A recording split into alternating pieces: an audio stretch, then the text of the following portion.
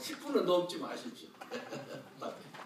예, 두 분 발표 잘 들었습니다. 예, 공부를 많이 했습니다. 특히 이제 박창원 연구위원께서 먼저 말씀을 하셨는데, 대북 핵 억제 전략, 주로 이제 군사적 억제 전략 차원에서 말씀하셨는데, 제가 뭐 따로의 첨언할 얘기는 많지는 않습니다. 오히려 저는 어떤 경우에도 이제 군사적 차원에서도 억제 전략과 관련된 준비는 있어야 되겠습니다만은, 과연 우리의 상황, 남북이 이렇게 직접 이렇게 짧은 거리로 대치하고 있는 어떤 이런 상황에서 군사적 억제 전략이 특히 핵과 관련해서 어느 정도 유효할 것인가 하는 점, 그리고 또 특히 우리의 어떤 능력, 이 억제 능력과 관련해서도 여러 가지 세세한 지적이 있었습니다만, 그런 점에서 저는 총체적으로 군사적 억제 전략으로 대비할 수 있는 그런 어떤 그 유효성이 굉장히 떨어지기 때문에 오히려 정치적인 그런 어떤 이 해결에 사실은 더 많은 관심을 갖고 있습니다. 저는 지금도 왜 북의 핵 능력이 점점 강화되어 가고 있는 이 과정에 대해서 우려만 할 뿐이지, 이제까지 왜 이토록 방치해 왔는지, 또 미리 왜 막지는 못했는지에 대한 어떤 그런 좀 반성적인 어떤 그런 평가를 통해서 지금이라도 더 이상 어떤 핵 능력이 확장되지 않도록 하는 어떤 여러 개입의 노력들, 시도들, 이런 부분에 관해서는 여전히 왜 그렇게 수동적이고 또 소극적인지에 대해서 대단히 사실은 우려를 가지고 있습니다. 우려를 가지고 있고, 뭐 그런 점에서 저는 뭐 많은 얘기가 필요하겠습니다만, 북이 애초부터 이 단순히 어떤 생존 수단을 넘어선 그런 적극적인 의미를 갖고서 핵을 개발했겠는가에 대해서도 사실 의문을 갖고 있는 사람으로서, 지금도 저는 이 박근혜 정부가 이 문제와 관련해서 좀 더 이 뭐 육자회담이라거나 하는 여러 가지 북한의 어떤 핵 능력이 더 이상 어떤 강화되지 않도록 이렇게 이 정지시키는 그런 역할, 그리고 이미 확보한 어떤 핵 능력을 갖다가 해소해 나가는 어떤 그런 포괄적인 프로그램 개발, 또 그것에 대한 어떤 주요 국가들의 어떤 동의와 협력, 이런 노력들이 대단히 중요하지 않냐 하는 말씀을 발표와 관련해서 드리고 싶습니다. 두 번째, 박원국 교수님의 그 동맹과 관련된, 한미 동맹과 관련된 발표 잘 들었습니다. 저는 이 문제와 관련해서 사실은 좀 드릴 말씀이 많긴 한데, 그런 말씀 우선 드리고 싶습니다. 제가 용산 미군기지가 이렇게 이전하는 협상, 또 그 비용을 어떻게 분담하는가 하는 그 협상을 이렇게 가까이서 이렇게 쭉 지켜본 바가 있습니다. 사실은 용산 미군기지는 미국 입장에서도 우리의 발행과 무관하게 미국이 쓸 필요에 따라서, 전략적 필요에 따라서 평택 등으로 이렇게 옮길 계획을 가지고 있었습니다. 그리고 우리는 우리대로 또 수도 한복판에 웬 외국군 기지가 있느냐라는 그런 어떤 좀 정치적인 그런 차원에서의 접근이 노태우 정부 때부터 사실 있었고, 또 그것이 정치적으로 공략화되고 활용되면서 또 우리가 요구하는 그런 이제 단계로 이렇게 이어지기도 했습니다. 결과적으로 보면은 우리가 가만히 있어도 미국이 자기 비용을 들여서 옮겨야 될 일을 우리가 요구해서 그래서 우리 비용으로 옮기게 되는 그런 사실 결과로 나타났습니다.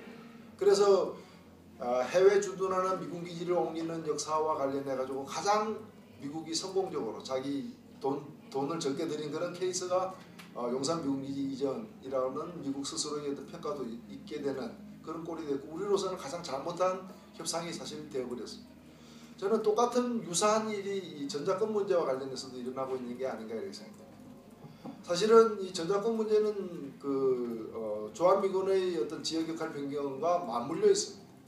이른바 전략적 유연성과 그것이 동전의 한 면이라면, 그 또 다른 한 면은 전자권 하수 문제입니다.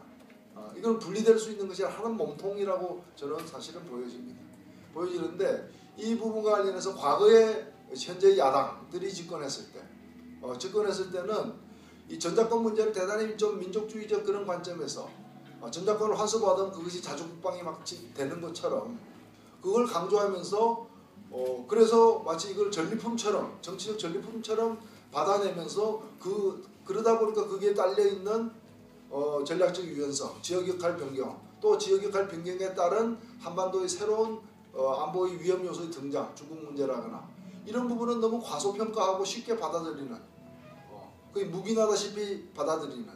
그래서 어찌 보면은 따져보면은 이 한미동맹은 사실상 군사동맹이고 그것의 제도적 표현이 한미상호방위조약인데 상위방어조약을 개정해야 될 어떤 수준의 내용 변경임에도 불구하고 그것이 또 국내 정치적으로 좀 문제가 된다고 보니까 그냥 그런 어떤 한미상호방위조약 손도 대지 않은 속에서 양해하에 실질적인 어떤 이 본질적 내용 변경에 해당되는 주한미군의 역할 변경을 갖다가 수용해버리는, 아주 쉽게 수용해버리는 그런 좀 치우침 있지 않았는가 저는 사실 보입니다.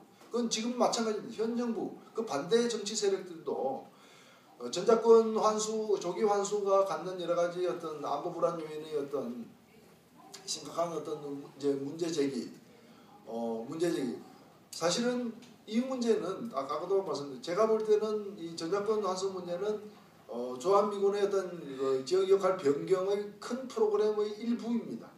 일부인데 본체 몸통에 대해서는 전혀 문제를 제기하지 않고 문제 제기했고 그거는 그대로 수용하면서 요것만 좀 따로 빼가지고 늦게 하자라거나 또는 뭐 하지 말자라는 식으로 그 대단히 모순적인 어떤 그런 태도를 사실은 취하고 있는 것입니다.